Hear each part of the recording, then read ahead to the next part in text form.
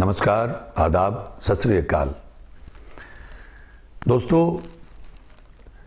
एक महापुरुषों का फरमान है, तपो राज और राजो नर्क। यानी तप करने के बाद राज मिलता है, सत्ता मिलती है, और सत्ता के बाद में नर्क मिलता है। ये महापुरुषों का फरमाया हुआ परम सत्य है। तप करने के बाद ही आपको राजपाट सत्ता मिल सकती है।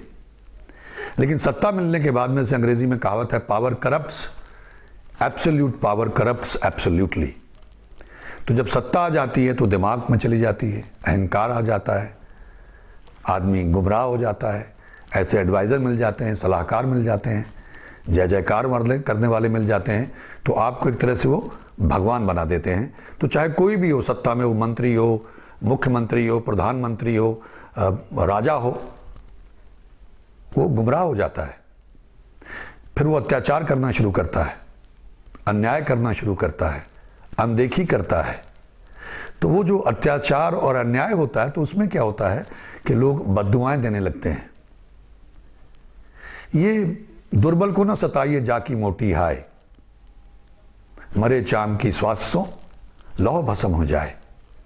तो इतने जो निरीह लोग हैं, दुर्बल लोग हैं, गरीब लोग हैं, लाखों की करोड़ों की तादाद में, जब उनके साथ अत्याचार होता है, अन्याय होता है, भ्रष्टाचार है, हर जगह कहीं भी जाते हैं, तो वो भ्रष्टाचार करने वाले, अत्याचार करने वाले तो कर्मचारी हैं, लेकिन उसके लिए जिम्मेदार कौन है? राजा। राजा अगर ईमानदार होगा तो नीचे वाला कर्मचारी भी ईमानदार होगा। क्योंकि ये भ्रष्टाचार, ये सब कुछ ऊपर से नीचे को आता है, नीचे से ऊपर को नहीं जाता है। तो मैं अक्सर लोगों से ये प्रार्थना करता रहता हूँ, मेरे काफ़ी मित्र हैं जो अफसर हैं, पॉलिटिशियंस हैं, कई गवर्नमेंट्स में रहे हैं, अब भी हैं, तो मैं उनसे कहता रहता हूँ कि आप परम सत्ता के चक्कर में नहीं हो।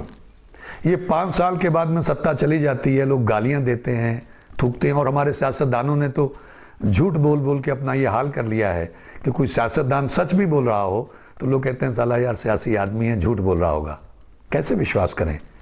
तो मैं ऐसे हर आदमी से ये बेनती करता हूँ जो सत्ता में है, पावर में है, चाहे वो अफसर है, चाहे वो सरकारी कर्मचारी है, पुलिस में है, IAS है, IPS है, या मंत्री है, जैसे भी, अगर उसके पास पावर है तो उसको लोगों की मदद करनी चाहिए, दया करनी चाहिए, एक साफ सुथरा सिस्टम देना चाहिए, ताकि उसको दुआएं मिलें।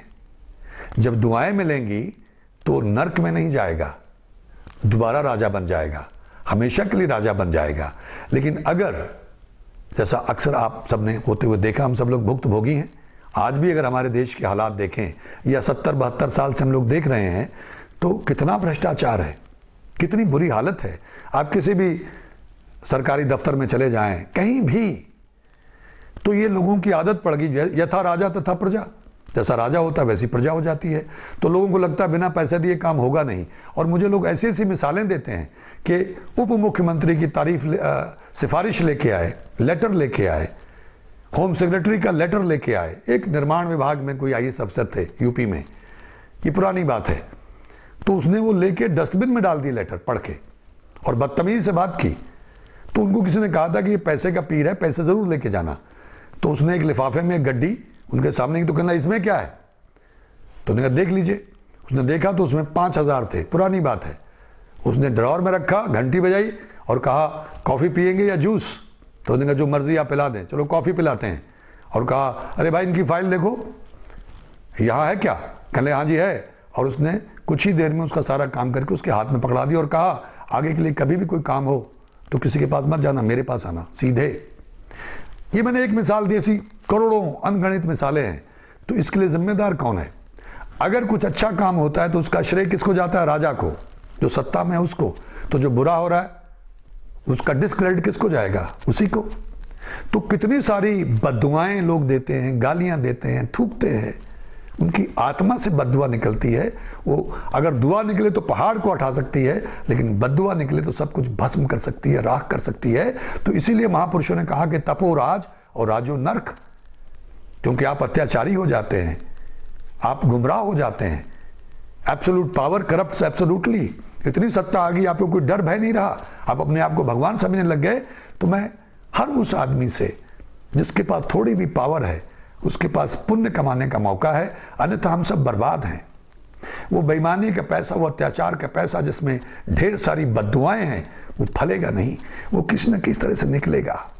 घर में कोई बीमार हो जाएगा, कोई नालायक पैदा हो जाएगा, कोई लाइलाज बीमारी आ जाएगी, अस्पताल में घूमते रहेंगे, कुछ ऐसे रिश्तेदार मिल जाएंगे, सारी जिंदगी आप अदालतों के चक्कर लगाते रहेंगे, शांति तो बिल्कुल नहीं होगी।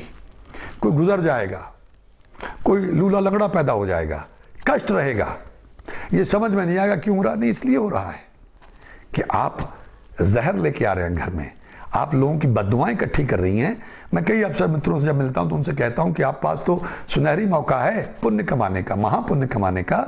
जब भी कोई गरीब, कोई असहाय, कोई दुखी आता है, उसको नोचने की कोशिश मत करना, उसकी मदद करना।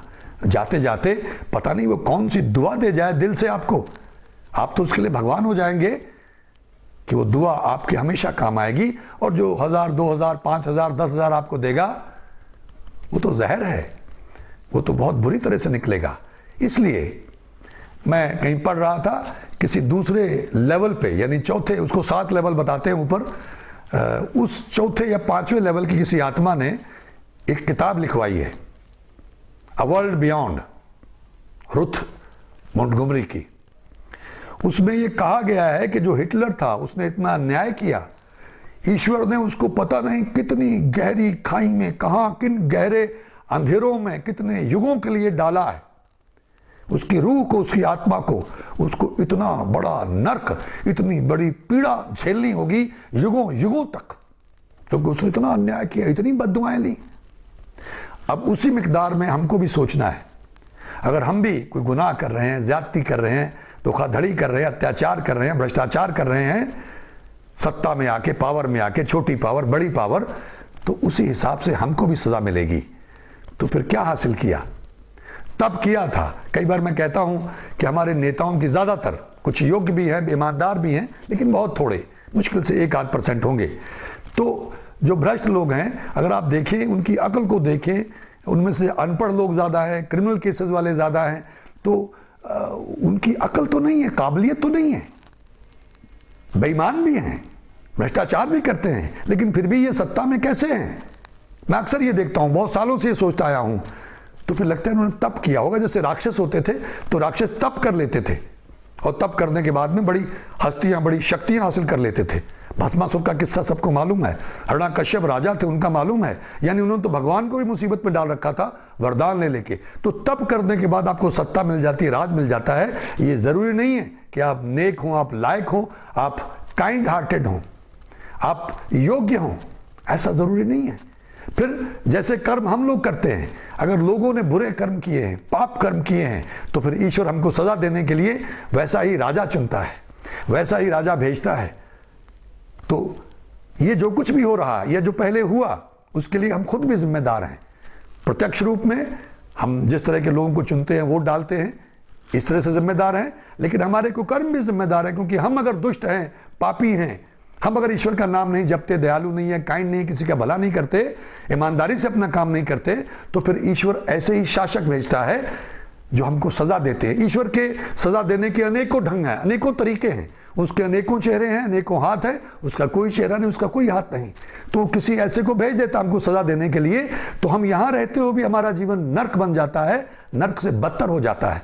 तो मेरी आप सबसे गुजारिश है, एक तो हम नेक बने, ईश्वर का नाम जपें, दयालु बने, ईमानदार बने, और एक जो भी सरकारी कर्मचारी है, अधिकारी है, नेता है, या कोई मंत्री है, मुख्यमंत्री है, प्रधानमंत्री है, मेरी उनसे करबद्ध प्रार्थना है कि नेक बने, लोगों का भला करें।